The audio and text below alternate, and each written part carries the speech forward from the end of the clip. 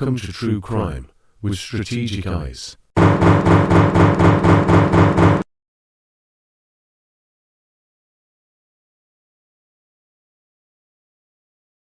Strategic back again. What's going on, guys? I got some real challenging stories to talk with you guys today. We're going to break it up into multiple shows, so you guys will just be checking out this one, but I encourage you to check out the other shows that I'm going to drop. And I think around noon 30-ish, we're going to actually do a live and a reaction to a Nancy Grace video. So make sure that you're checking that out. Make sure that you have your notifications set for all, that you're supporting the channel with those clicks and those views and those likes. And we do appreciate that. And also the engagement in the comment section. This one came across my desk, and I did not hear about it when it initially happened. This happened in September of 2024, not too long ago, but it has not gotten the same coverage that other cases have had since then. And I got to tell you, this case is wild. It's terrible. It's heartbreaking. It's bananas, and it needs more coverage. And I'm here for it because the details are going to just shock you. Really. Behind me is Uber driver Francisco Valadez. This guy is a Mexican national who's here in America, and he was working as a Uber driver. I'm not sure if he is a migrant. Everything I'm getting is kind of mixed on what his status actually is. But at the end of the day, he's a human being, right? And people, doesn't matter where you're from, are capable of evil, right? It doesn't matter where you're from. We're all capable of doing bad things, of making poor choices, and just, man, I could go on and on about that. So let's just keep going, right? So this guy, he picks up this beautiful woman by the name of Chanty Dixon. Chanty Dixon, unfortunately, I'm not judging her, but I know that nobody does this kind of work unless they really have to. It can be very lucrative work, which has its own issues. People get addicted to the money. But very beautiful lady, Chanty Dixon, was working as a stripper or worked in a strip club. I'm not definitive yet if she was actually a stripper or if she worked as a bartender or a bottle girl or something, which does not require you to be a stripper, but she worked in a strip club. She got up for work at 3:30 in the morning. She called for an Uber, and this demon showed up, Francisco. Francisco then decided to sexually assault her at gunpoint. During the assault, Miss Dixon, being the fighter that she is, the guy's got a gun to her. It's either let him do what he's doing or get killed. But she's a fighter. She's not a punk. She's not a coward like a man that will point a gun at a woman and force her to give him her body without permission. That's what a coward does. This is what a guy like this guy does. During the assault, she insults his body. She insults him. She lets him know just how much of a little man that he is, that he has to do what he does, what he was doing rather, to take advantage of her. He does not like that insult. He takes that gun, he puts a bullet in her head.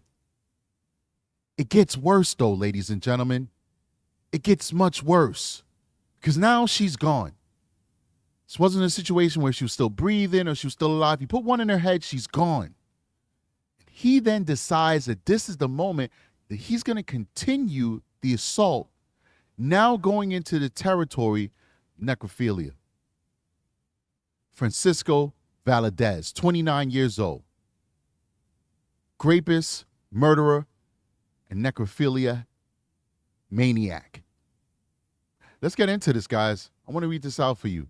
So to me, Fox 29 gave the most detailed article that's really going to get up to speed, and then we're going to watch a press conference with the police chief talking about it. And I've already submitted FOIA requests, FOIA, and I say FOIL. Actually, because in the state it's FOIL. It is. In my state it's FOIL. FOIL. I mean, different agencies use different names, but when I came for state corrections, we use FOIL. I don't know what the acronym stood for, but that's what we use. That's why I always say FOIL. But most people, and now that I'm on YouTube doing true crime, the majority of people say FOIA, FOIA. All right, anyway, I put a FOIA request into this case to try and get some materials back. Hopefully, I'm trying my best now to get into that world where I'm now trying to get my own material. Hopefully, I'll do the process correctly, and it won't be too expensive because I don't have the resources to spend the kind of money that people are spending on other cases. God bless them for doing that. And we'll be able to get this stuff on this channel and bring awareness to this case. So let's jump into this real quick. I definitely want you guys, and I want to watch that press conference with you guys. So we're gonna speed through this. So Indianapolis, a local Uber driver who reportedly told police he raped and killed missing Indiana woman Chanty Dixon before dumping her body in an alleyway and throwing her phones into the woods has now been charged with murder in Marion County. Francisco Valdez, 29, was arrested last Tuesday by Indianapolis Metropolitan Police Department, IMPD, homicide detectives after he reportedly admitted he shot and killed the 30-year-old Dixon in a fit of rage after picking her up as an Uber driver and attempting to grape her in the back of his car. This is just disgusting all around, and it did not have to happen, says the police chief. Valdez was officially charged Monday with felony murder, attempted rape, and attempted abuse of a corpse. Disgusting. Dixon's death. IMPD officers were called around 1 p.m. last Monday to 1800 block of Wagner Lane after a woman's body was found in a nearby wooded area. IMPD arrived to find a woman naked, unresponsive, and lying on her stomach. The victim's family said they tracked her phone to the woods behind her home where they found her body and called police. This is so sad. The family's the ones that actually found this beautiful woman. Look how gorgeous she is, you know. Really sorry this happened to her. She's a naturally beautiful woman, and, you know, she knows how to do the makeup. I you know, everybody has their own taste. I think she is gorgeous. I think she's gorgeous, you know, and she's a mother, and, you know, the fact that she was willing to do whatever she had to do to feed her family, I respect her for it. All right. I respect her that she was willing to say, well, you know what, whatever reason, I'm in this strip club. This is how I'm gonna make my money. She wasn't out there robbing. She wasn't out there pillaging. She wasn't out there scamming and stealing. She was out there working. And it's so sad this man took her away from her family. Let's keep going. The woman, later identified by IMPD as Dixon, was pronounced dead on scene. Coroners later found that she had been shot once in the left side of her head. A woman near the scene told police the dead woman was her daughter. Mommy found her, terrible, who had been missing since early Sunday morning. The woman told officers her daughter had gotten off work at around 3:30 a.m. and ordered an Uber to get home. No one had talked to her since. IMPD crews reportedly found 2 cell phones in the wooded area near Dixon's home. Both phones were identified as belonging to Dixon. The victim's mother gave police the passcodes for both phones, which would eventually lead them to Valdez. Investigation into Valdez. Let's see how they kind of rounded those corners and get this monster. It's just literally an animal. Let's get this animal. Detectives found that Dixon had ordered an Uber at 3:34 a.m. from the 2300 block of West 16th Street. She reportedly made one stop along Washington Street in the Uber before being taken in the same car to her home address on Earhart Street. Detectives noted that the Uber ride was marked as completed around 4 or 5 a.m. There was reportedly a $5 tip given to the driver. He thought he was smart. You know, if he gave himself a super large tip, then it would tip people off, but he just gave the average tip that he would normally get. It's terrible. The app said Dixon's driver drove a BMW with an Indiana license plate. Detectives searched further into the driver and identified him as Valdez, coming up with an address on an aristocrat circle. The BMW itself was registered to a relative of Valdez, so he wasn't a registered owner of the vehicle or operator. He wasn't supposed to be driving Uber, to be honest with you, because I believe the owner of the car has to match the driver of the car. But this happens a lot where people will allow other people to drive under the names. I've had Uber people pick me up in a different car. The only reason why I got in the car is because I'm always strapped. So if somebody tried to rob me or do something, I would just handle it. But I would definitely suggest all women out there, when you see an Uber, and this didn't happen in this case, but if you see an Uber or Lyft stop for you and the car does not match what's on the app, do not get into that car. Do not get into that car, because if something happens to you, the police are at a dead end when it comes to leads, because they'll be looking for the wrong car. They'll be looking for the wrong car. Let's say got other evidence like video surveillance in the area that shows you getting into that different car.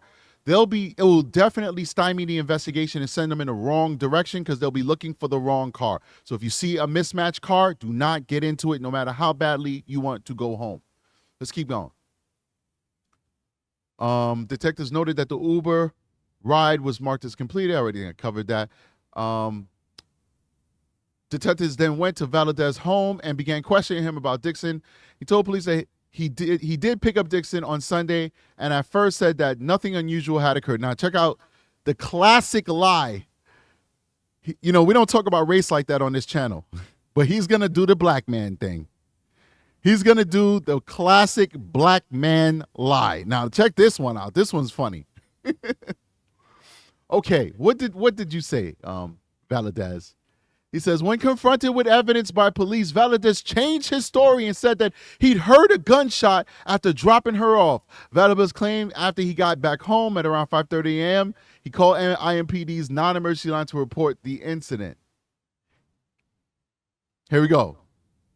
He then reportedly added more to his story and said an armed black man came up to his car and tried to rob Dixon. Now, forget about the person who's driving the car as a taxi livery driver, basically. And they usually have cash on them. When you're doing Uber and Lyft, probably not, because everything is electronic. But classically, cab drivers, regardless, are known to have cash on them to have money. Nope, not going to rob him. We're going to rob the female in the back seat. Why not rob both of them, right? But anyway, the black man came up to his car and tried to rob Dixon. Valadez added a suspect shot Dixon in the thigh, and as she kicked herself out of his car, and he fled the scene, police wrote. He also said that he had cleaned the blood out of his car. Police also reportedly spoke with Valadez's mother, who told them her son owned a gun that he regularly carries. She added that he had recently cleaned out his car and that the items were still inside. Court documents show police later found bloody rags and a Walther PPX 9mm in Valadez's room. Admission and arrest. Detectives took Valadez to the IMPD homicide office where he reportedly agreed to speak without a lawyer before telling several more stories. Court documents detail how police confronted him with the fact that Dixon was shot in the head, not the thigh. This reportedly caused Dixon to change his story again. Okay, I shot her in the head. Wow.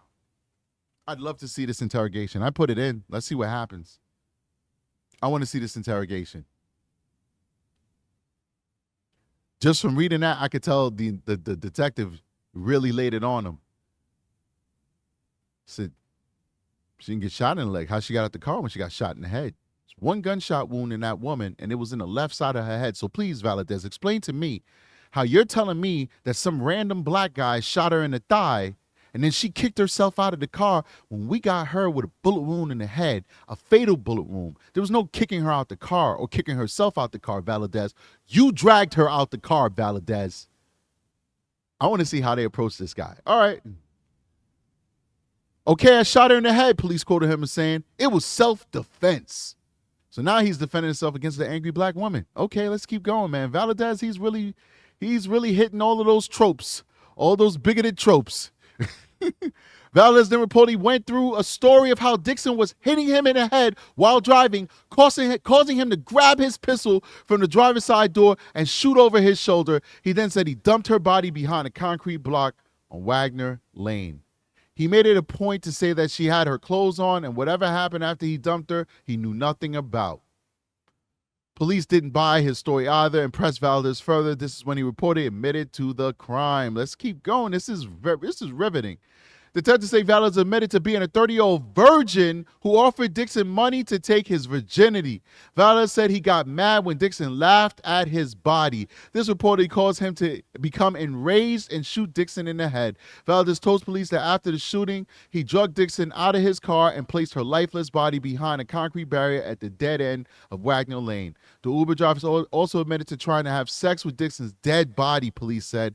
He said he then threw her cell phone and wallet into the woods nearby where they were found days later by her family. Shame on you, you monster. Valadez was then taken into custody by MPD and later booked into the Marion County Jail on a preliminary felony murder charge. I hope Indiana or I hope they have the death penalty. I really do hope that they have the death penalty. Marion County Prosecutor's Office filed charges against Valadez on Monday morning. To read the full probable cause affidavit charging, click here. Okay, we'll definitely click that. We'll come back to that one. Valadez now faces the following charges in Marion Superior Court: felony murder, 2 counts, attempted rape, level 1 felony, 1 count, attempted abuse of a corpse, level 6 felony, 1 count. Valadez made his initial hearing on Monday. He's being held without bond pending trial. A preliminary trial date has been set for November. Let's go ahead and listen to this. Also, I think it's important to acknowledge the family, friends, and the victims of all of the murder victims in our city. They all deserve justice, and they all deserve their particular issue to be highlighted. So I want to recognize them today. The information we are about to share reflects what we believe to be an isolated incident. However, we have more work to do. We felt we needed to share with all of you, our community, and do all we can to spread a message of prevention, to never let something like this happen again here in our community. And as I mentioned at the beginning, talking about murders and violence, I want to just quickly say to our community that, remember, you have an obligation to help us in our fight against violent crime, and that when you see something, you have to let us know. You have to intervene when you know you can prevent violence. And we all have to learn to better deal with our emotions in a way that doesn't lead to picking up a weapon and taking a life. So specific to this incident, what I'm going to share with you now is preliminary. It's disturbing. It's not all the facts. But here's what we know so far. Yesterday, September 9th, a missing person report was filed with IMPD. Officers were told that a Chanty Dixon was missing since early Sunday morning. Detectives were told that she was picked up around 3:30 a.m. By a rideshare driver to be taken home. No one had talked to her since that time. Yesterday afternoon, at just before 1 p.m., IMPD Southeast District officers were dispatched to the 1800 block of Wagner Lane on the report of a deceased person found near a wooded area. Officers located an adult female there, later identified by the Marion County Coroner's Office as the missing woman, 30-year-old Chanty Dixon. Due to the unusual circumstances, homicide was notified and began their investigation. Along with the homicide investigators, the Marion County Forensic Services Agency and the Coroner's Office conducted their evidence, and detectives canvassed the area for witnesses and surveillance cameras. Quickly, a suspect or a person of interest was identified. Detectives were able to place that person into custody, and after an interview, they arrested 29-year-old Francisco Valadez, who was preliminarily charged with murder. One part I failed to mention, it was Ms. Dixon was found to have injury consistent with a gunshot wound. Preliminary information suggests that the suspect was a rideshare driver, and he had picked up Dixon just prior to her murder. One thing I want to ask the community now is that anyone in our community who may have had an encounter with this man. Real quick, you guys think that this guy is telling the truth, that he was a almost 30-year-old virgin? He's 29 years old. He's 29-year-old virgin. You guys think that that's true? I don't know. That's kind of hard to believe. I think that's part of his story because, I mean, who can confirm?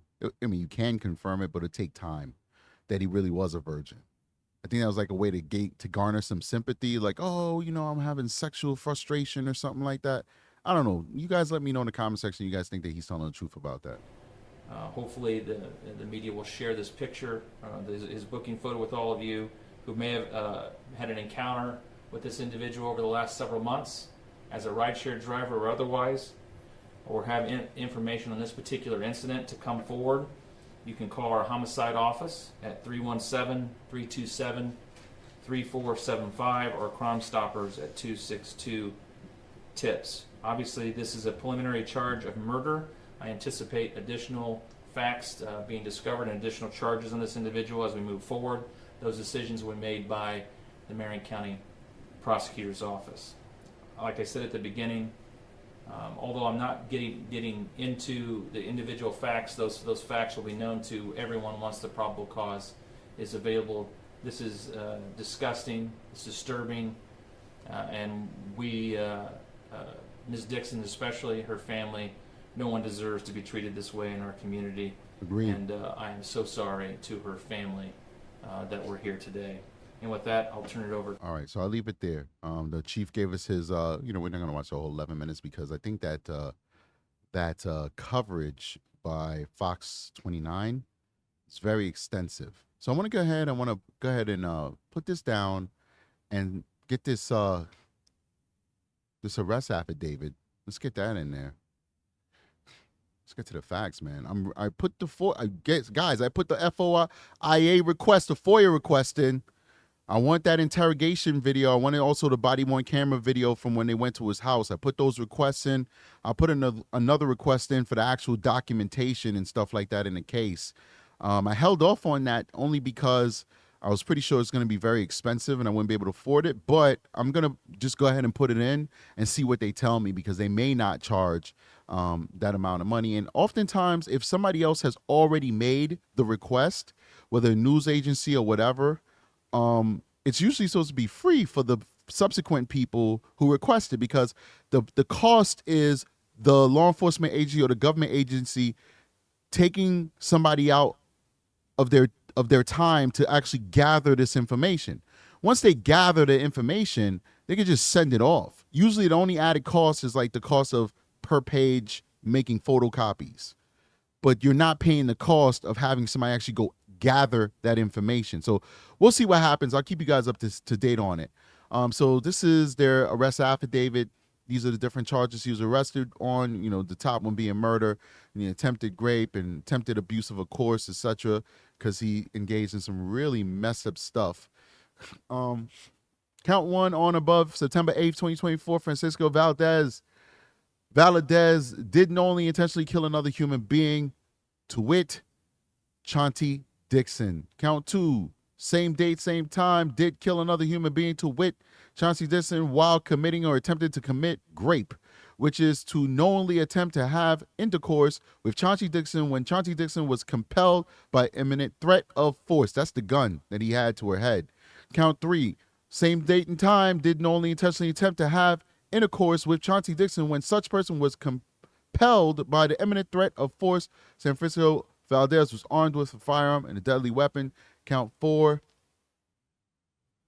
same date and same time, attempted to have intercourse with a corpse of Chauncey Dixon, all of which is contrary to statute against the peace and dignity of the state of Indiana. I love law talk. Contrary to the statute and against the peace and dignity of the state of New York. Wow. Not New York, sorry, Indiana. I love in New York when they say the people of New York versus such and such. They never say the victim. They say the people of New York versus X, Y, and Z. Wow. Interesting. All right. So there's a lot going on here. This is like a full kind of breakdown of the case. So what I'll do, this is the probable cause affidavit. I will, copy this down and I'll post it for folks. We'll post it everywhere. We'll put it in the community so people can read it. I also put it on the members in the Patreon, but it's going to be on a community post for everybody. So you don't have to be a member of the Patreon or the membership to see it. I'm going to post it everywhere. Okay. This is free and available to everybody. And then I'll also read through it, and then maybe we'll do another show and we'll actually go through this affidavit for probable cause. All right, guys, that was a very heavy story. I am so happy that they were able to swiftly arrest this guy. I'm so happy he's off the streets, but there are monsters out there, and we definitely have to keep our heads on a swivel. And ladies, in a perfect world, you'd be able to go wherever you want to go, whenever you want to go there. But unfortunately, we don't live in a perfect world. There are monsters out there. Some of this is unavoidable. This is unavoidable for Chauncey. She was just going home from work. How else was she supposed to get there? She chose a ride share. They're supposed to be safe, but I can tell you from my professional experience, they're not safe. You are safer in a livery cab that is dispatched by a dispatcher that you'll pay more for than you are with a Lyft or Uber rideshare person. For the very reason of what happened to Chauncey. Yes, you would think that you're safe because there's a registered car and an app and they have the data and a license information for the person who's driving the car. The problem is the person who's driving the car is rarely ever driving the car. And especially now with the economy not doing so good, and we have people from different countries, and this is not anything on those. I'm just saying what I'm seeing with my own eyes. People are renting out their ride share to other people for them to make extra money. So you don't know who's driving that car unless you're going to be super vigilant and, you look at your app, the car matches the app, then you go to the driver's side window before you even get the car. You say, can I see your driver's license to make sure that you are the driver of this car? Still, we have instances where it is the owner operator who's sexually abusing people. We still get tons of those cases. We rarely ever get any cases of livery drivers. We're talking about for hire drivers in a classic sense where they have a dispatch that calls them and tells them where to go, where's the next address, go pick this person up and drop them off. We get 0 of those cases. Every single cab case of sexual abuse is Lyft or Uber. So she thought she was doing the right thing, calling a for hire driver, and it turns out this guy was a demon in disguise and ended up just horribly victimizing her and taking her life. It is what it is, guys. The best we could do now is bring awareness to it and hope that the justice system in Indiana is swift and merciless, and this guy spends the rest of his life in prison, and hopefully, if they're a death penalty state, which I'm not aware of them being, he will not be long for this world. I see you guys on the next one. Strategic is out of here. Peace.